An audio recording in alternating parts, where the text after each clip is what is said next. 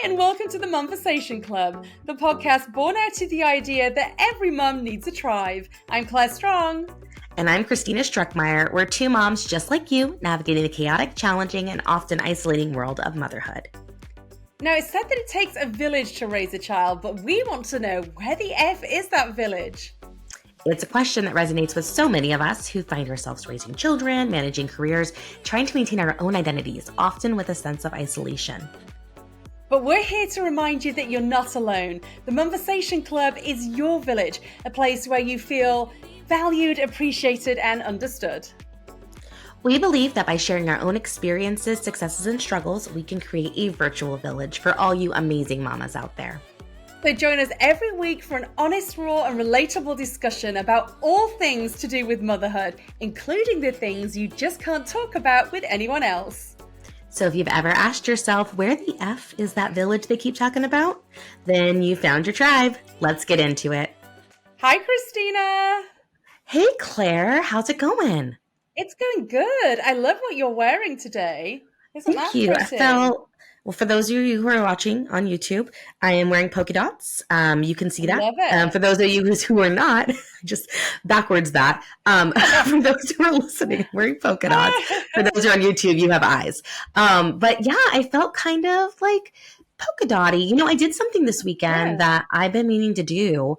Well, actually not this weekend. It was like a couple days after the weekend. But I went through my closet and I hadn't done that in a while. And I over the last year and a half, I've had a baby and I've gone through pregnancy and I've gone through so many different parts of just your body shifting. And before my baby, I was probably in like a size 10, 12. And now I'm more like an 18. And so my body shifted a lot. And what happened is people in my life would give me clothing that, you know, they outgrew or they didn't want anymore. And then I would shop, you know, here and there for like filler stuff. But as a result, my closet just kind of looked like someone else's style. And it wasn't stuff I loved. And I realized when I was taking some time away recently, how much I love like fashion. I love like dressing up, and I haven't been doing that. I've been wearing the same mom bun and sweats. And I think a lot of viewers can like relate. I haven't been dressing up. And so I went through and I bagged up all of the things. I did that Marie Kondo thing. Do you remember that from a couple years ago? No. What was that? No, I missed that. It was like this show that was on Netflix, and it was you would pick up items and you would say like basically like, do you love it or not? I'm not explaining this very well, but basically you would thank it for the concept. Yeah. It's like, do you love this or not? And then you would thank it for being what it was during that time, and then you would release it.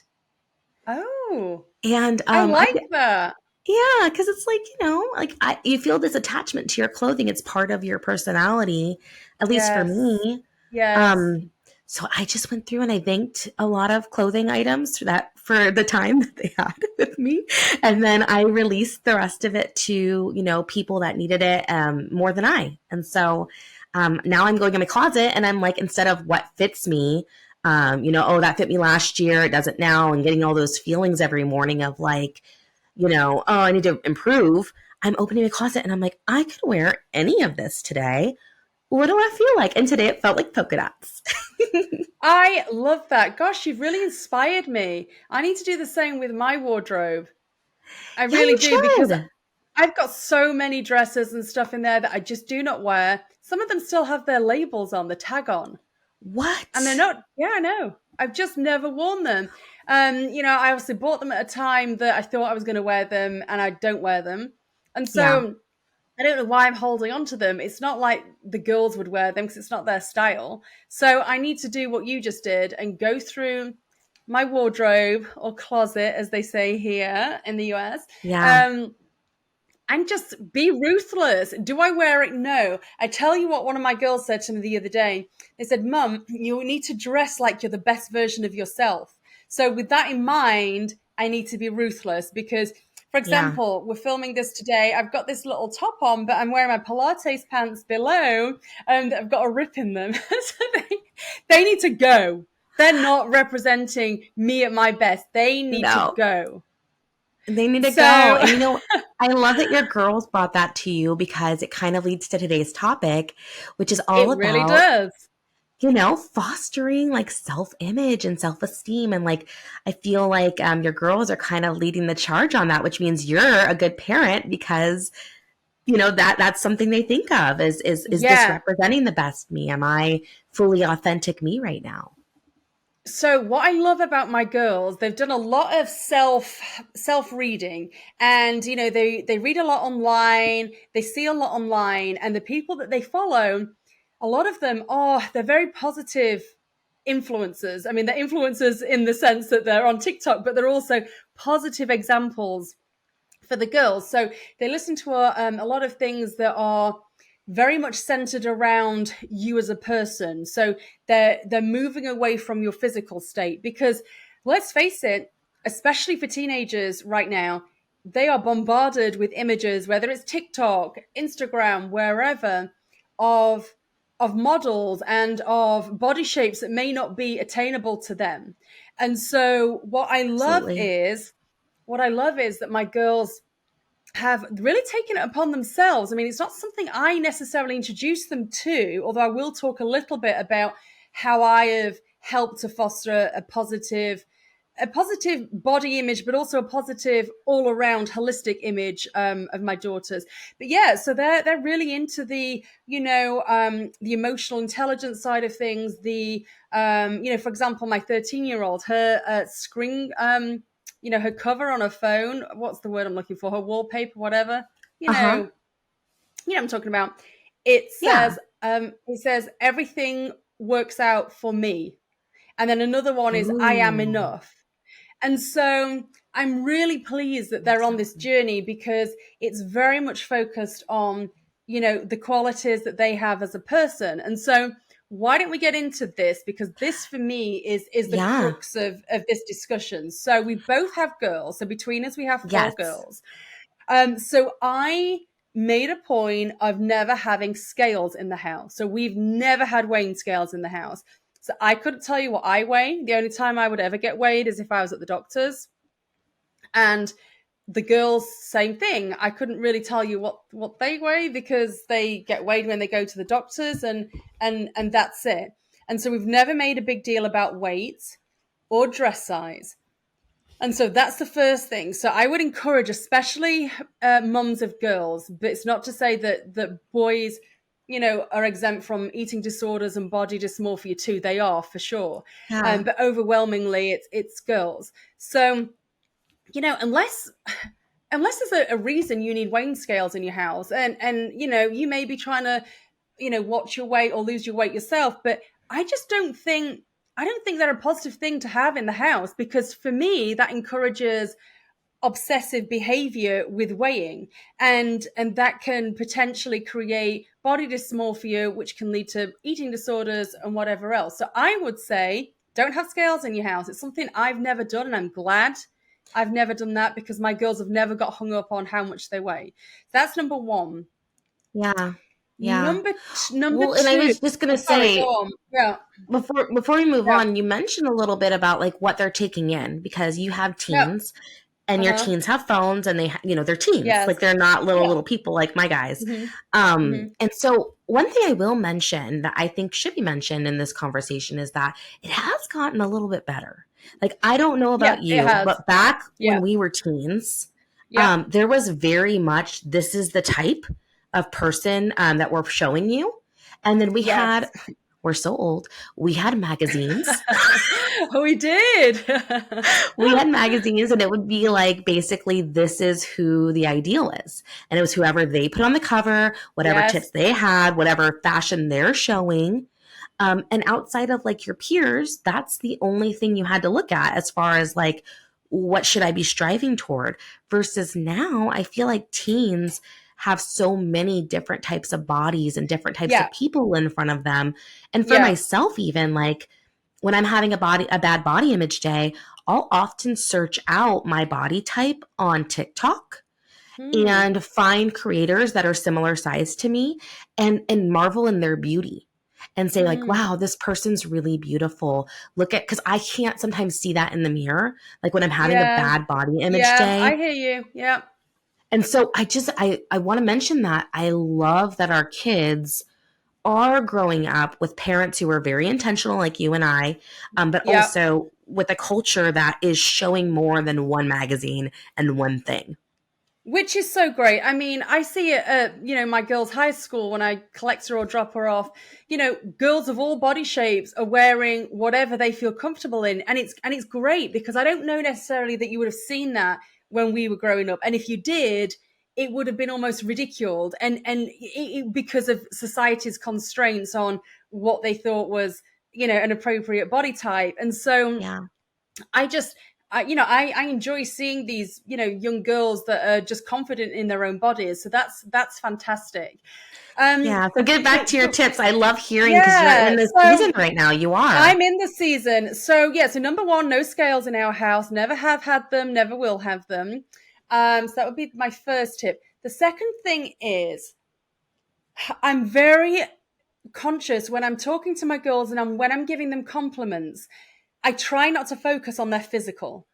So Mm, even though, there's nothing wrong with saying, oh, your hair looks great today. I love what you did with your hair, or, oh, I love your mascara. You did a really good job with that. There's nothing wrong with that. But I try and focus on things that are not defined by their physical appearance. So yeah. things like, I'll often say to my eldest, you're such a great friend. I wish I would have been your best friend. If I were your age, you and me would be best friends because you're such a loyal friend. You're so So sweet, kind. Claire. So I'm trying to think of things like that to say, rather than, complimenting them. And it's not to say I don't compliment them on what they're wearing today, but I try not to, I try to make it less about the physical appearance and more about them as a character. So, you know, um, if they handled adversity and they just, they handled adversity well, for example, that I would say, I think you did a great job of that. Or if they've been in a difficult situation or they've had a bit of a, they've got overwhelmed and had a bit of a meltdown. But then when they come around from that, they have shown some maturity and reflection. So I'll compliment them on that. So I guess my second tip is to try not to focus on the physical appearance, the physical being of your child, because that can then foster them, obsessing over their appearance. So that's just something that I do. So I try and focus on complementing their character and their behavior and the kind deeds that they do and maybe things they've done well at school. But it's just, yeah, so for me it's just about not encouraging them to obsess over what they look like.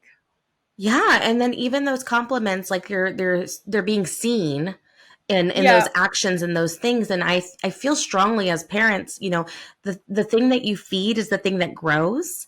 And so if you're Yes. constantly sharing with them these positive attributes that you appreciate in them, you're going to see more and more of those types of things grow. Versus if you're constantly talking about their appearance, they're going to get kind of fixated on that. And so I love that you do that. And something that I do with my girls too. Like it starts young. It It starts young. does. Oh, what a Yeah. pretty little girl you are. It's like, yeah, I'm pretty, but also you're very strong. And it's funny Yes. because my Yes. husband is trying to work on this because it's Right. very instilled in us. We even It if you go to is. the grocery store, like little old Yeah. ladies are like, "What a pretty little girl you are," Yeah. and my husband will be like, "And you're strong and brave." He'll like, add to the compliment that he Oh, that's hears. funny. Yeah, yeah. Oh, Oh my that's god, so so funny. funny. But yeah, I mean, that strong is a good one because I say that to my girls as well. Oh, you're really strong. I don't say, oh, you're looking whatever today, and whether slim today, or oh, you're looking really toned. I don't say that. I say, like you just said, oh, you're really strong, and strong may be physical, it may be like mental. But yeah, it's definitely something that we have to be mindful of as parents, Yeah. because if we don't encourage and foster self-confidence in our kids, because that's what this comes down to, basically it's self-confidence. So it's giving them the tools to be the most confident version of themselves. um and that will automatically transpire into more positive body image, because if they're secure and they love themselves, they know that they have all these fantastic qualities, that is going to Yeah. reinforce them when they go into the real world, which can be nasty, and kids can be mean to each other, especially teenage girls. They can be really nasty. Yeah. But if we've done our bit to encourage our kids to have self confidence and to know their self worth and to set boundaries, all of these things result in self confidence when they are dealing with adverse situations, bullying, people saying nasty things to them. They can fall back on their own self beliefs. And I think that's really important. Yeah, absolutely. Something that I really bring into my parenting that I think a lot of us do is that I really want to be the person that I needed when I was younger. I really think about like what would have helped me, like growing up, and thinking about kind of my own experiences and not letting them inform them in a way of like I'm scared to let them do things, but more so like how can I prevent that same thing from kind of like sticking on to them, things like the bullying and stuff like that. And when I was younger, I was growing up in a culture that was really focused on being smaller, and Mm, I was not. I was like 5'2" and very chunky roly poly, which was so normal for like development. You don't shoot up until quite a bit into puberty. And, the focus on how chunky I was did not help. And it's one thing to get it from your peers, and it's another thing to have it echoed by all of the culture and then also my own mom. And it wasn't her fault because she grew up in the same culture, and like that was something that, she was taking in. So I think it's important that our generation, like we're doing right now, is having these conversations about mm, being intentional with your parenting. Because, for instance, when I was younger, I was probably 12 or 13. I was in cheerleading. I'm going to tell a story. It's kind of a sensitive topic, but I was in cheerleading, and there was a comment made about my weight because I had gained a little bit of weight, and I was a normal like 12-year-old. Like I was not in a situation where I was morbidly obese, but that comment had happened, and I came home and I told my mother about that comment, and that comment did not inspire her to go, let's sit down and talk about this and like let's come to a place of like body self-confidence, that kind of thing. mm, The conversation was, let me help you lose weight. And it mm. resulted in very unhealthy diet coping mechanisms for several years after that, starting with like things like slim fast and Yeah. um, Richard Simmons aerobics videos. And like I was basically eating like 1,000 calories, and then when I would be hungry, my mom would say things like, well, remember what you really want. Let's have Oh ice cubes instead gosh. of a meal, or let's have iceberg lettuce because that's What? going to like help you lose weight. So I'm this 12-year-old, taking in the culture telling me I'm not enough because I'm a bigger person. And my Mm, mother being like, I agree with the culture. Let me help you get into the smaller body so that everyone accepts you. And mm. I'm just so grateful that we're not doing that anymore. There's a Oh huge God, so am surge I. of I people mean, that aren't doing that. how sad and how toxic. Have you ever spoken with your mum about this? You know, Not exactly, but I think Right. she watches me parent my kids, and she can see that I'm making these shifts and I'm not, I've mentioned a couple things like back in the early 2000s, it was really common to have diet pills, like things like Mm-hmm. Xenadrin and Hydroxycut and things like that. And she gave me some diet pills. And so we've talked Oh, about like specific things that happened and how they've affected me. But to be honest, girl, like I think that it's only till recently that I really realized the impact that some of that stuff had on me, because I went into a career not that long ago of really making yes, you myself did. smaller Yeah, you and did. kind of perpetuated some of this stuff unintentionally, like just, unintentionally leaning into it. And what I Mm. noticed is as I was getting smaller, people treated me differently. And it really How so? emphasized, How so? What do you mean? I just felt more seen. I felt like when I was in a smaller body, people would notice me a little bit more. There would be more conversations being had towards me when I was in a public place sitting down. People were friendlier. And it's interesting because I had that experience where I was in a smaller body, and I've since gained all of my weight back. And, I feel just as vivacious and proud of who I am.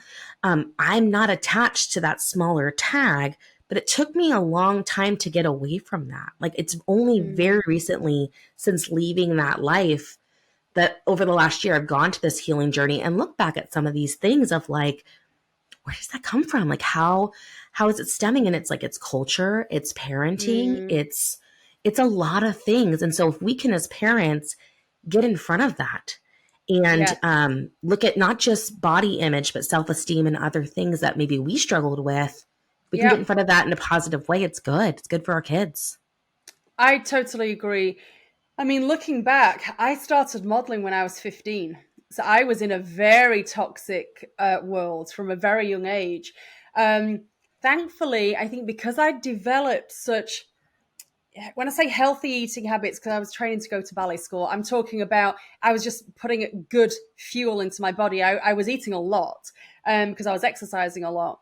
Yeah. And so they were good eating habits. They were not faddy. I would never diet. I've never dieted because I can't be doing with all of that.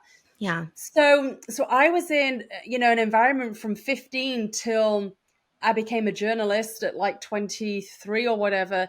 I was modeling and I used to do lingerie, and so that's like very. I mean, you're modeling underwear, and when you go to castings, the people that are booking you for the job, they are wanting to see who they think looks best for their campaign in the underwear, and so it's like a meat market. And thankfully, I don't think that has harmed my self image. I think I came out of that pretty unscathed. That said, I'm having a conversation with my girls right now about modeling because it's something that they're interested in doing. Now, I modeled from the ages of 15 to about 23. Mm. And I know what a toxic environment that can be if you are not 100% confident in your own skin. And so it's something that I would rather my girls honestly not do until they're older, because I think they're at fragile ages, and I know what that Yeah. world is like, and it's very, it's nothing personal, but they are very, it's a very physical dominated Oh, environment. I mean, they are 100%. literally, you go to castings, you're with, 10 or 20 other girls, you're all kind of competing for the same job. And in my case, I was an underwear model, and so I would be at castings for where you literally stood around in underwear, and so it's very intimidating. And so Yeah. I don't really want my girls to go into that industry right now at all. I mean, no rush for them to do that. um Yeah, and yeah, no, so I completely that yeah, just specifically to that. yeah, I like you, I have beautiful girls, and when my little one Stella was a baby, we did like this little like fun shoot for this children's clothes company, and she was yeah, like maybe a year old, like she's barely standing, so adorable. I have to share pictures. Um, yeah, but after that happened, I got a lot of people saying, you should get her into modeling. You should get her into kid modeling. She's gorgeous. And I did look into it. And something that red flagged me as probably not a good body image thing is they want you to take their measurements every so often to like have constant updates of what their measurements are, which makes sense for a model to do because you want to make sure the clothes fit and all that stuff. But I thought about the mental health of my child mm, who would get measured over and over and over again. mm, And if it goes up or down, like how that might affect her. And I went, you know mm-hmm. what? No, you're just going to be a cute kid. We're not doing modeling. Yeah, yeah, I agree. But as I've said, I do think as a society we are moving in the right direction. I think it's a lot better than it was in the Yeah, 90s and early 2000s. So I am thankful for that for sure. But so what totally. sort of things? So I'm interested. So what sort of things do you do with your girls? Because they are a lot younger than mine. You've got a toddler Yeah. and a 9-year-old. So what things do you say to them to build their self-confidence without it necessarily relating to how they look physically? Well, it starts with just how you talk about stuff on a day to day. So, like, for instance, I'm doing a lot of work about what our bodies do for us.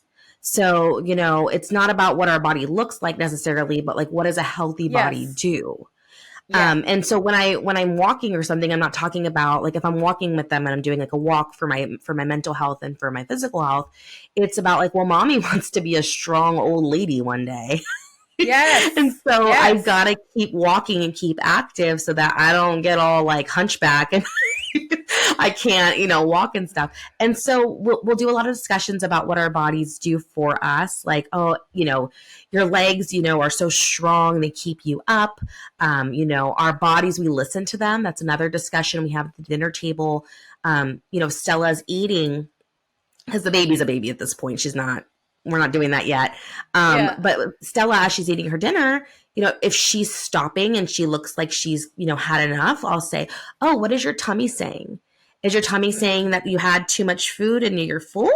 Or do you think that you want to have still the rest of this meal? You don't have to eat everything on your plate if you're not hungry. Mhm. And that's a Mhm. big one because I grew up in a culture of like, you eat everything on your plate or you're disrespectful. Like that was Mm. kind of the vibe. And so we do a lot of that of like taking the emphasis off of like achievement when it comes to your food. Yes. Yeah.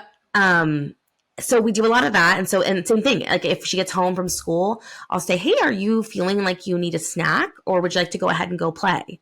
It's like, you get the choice. There's no judgment in either of those choices. Yeah, that's kind of the thing. And then the other thing is I have a lot of books about loving yourself and I love myself. I talk out loud and model what I want them to hear about themselves. If I'm having a Yes. self-critical day, which we all do, we're freaking Yeah, human. we Like do. we all Yeah. have those days. Yeah, we do. I'm not out loud with my inside thoughts about my own body that day. So, Yeah, yeah. yeah, now that one rings a bell with me because I do try and make a point of, even if I'm not feeling great that day, saying negative things about myself out loud in front of the girls, because that's not great behavior, because you don't want them No. having negative self-thought about themselves. So Yeah, yeah, yeah, so and even just like curiosity, like my daughter, my toddler likes to lift up my shirt and look at my belly, and yeah. my belly's soft and pudgy because that's the life space I'm in right now, and I've had two kids, and so instead of being like, oh, don't pull that up and being all self conscious about it, I'm just like, oh, yeah, mommy's tummy does make a fun noise. Does your tummy make a fun noise? And like, we don't make it a thing because what you focus Oh. on grows, and I don't want them to have that notion of anything is embarrassing about like what their bodies do. And it carries over, I think, into puberty and other things that come up. They're going to be more likely to tell me if something's wrong. As we handle like periods and all that stuff. Like Yeah. stuff is normal. We talk about things and it's okay. Yeah, and the other thing I've noticed, because my girls are older now, they pull other people up, or not necessarily in the moment, they'll say something to me afterwards. But if, for example, my mum has said something that they found like offensive about, she may be making a comment about someone on the TV, they'll Yeah. say, Nanny, you don't body shame people like that. And I don't think my mum intentionally Ah, meant to be, but my no, but girls they are like, clock no. it.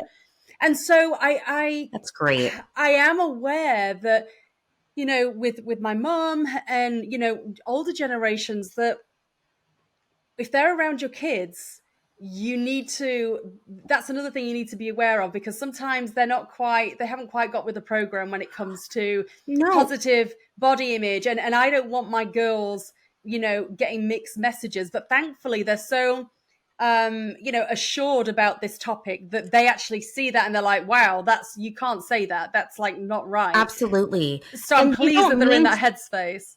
and they don't the older generation doesn't mean to do these. These aren't No, ill intention. no, no, You know, definitely not.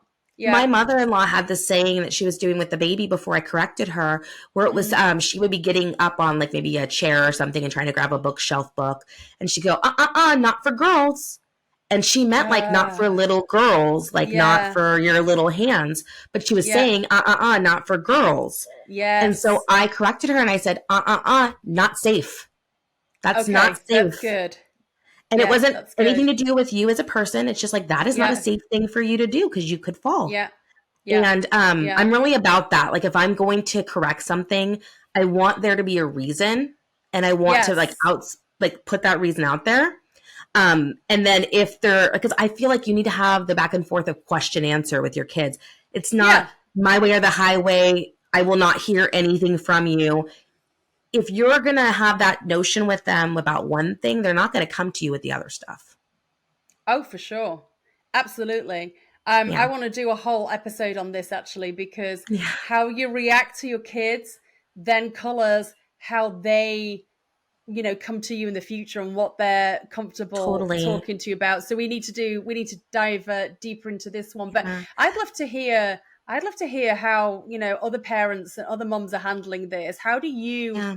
help create a real positive body image in your child, and self-esteem? What do you do to model, good self-esteem? I'd just be interested to hear what other moms are doing.